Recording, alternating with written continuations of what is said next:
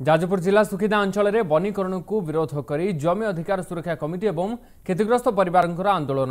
अनाबादी जमी उपरे शह शह वर्ष हेब सुकिंदार अनेक भूमिहीन परिवार चाषबास कर रही आसुछंती।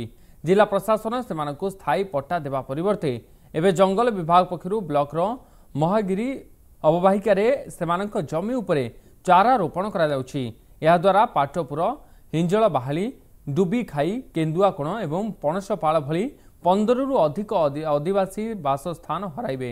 एही वनीकरण को बंद करी भूमिहीन परिवार को शीघ्र स्थायी पट्टा बंटन करने जिलापाल कार्यालय सम्मुख में दाबी जणाई आंदोलन करछंती क्षतिग्रस्त परिवार। प्लांट गुड़ा या सब जंगल किसम जमी की प्लांट को टेकी दिखाई आपंकर माइंस जोड़ा एक्सटेंशन होती जंगल गुड़ा नष्ट कर माइंस ओनर हाथ में टेकी दिखाई।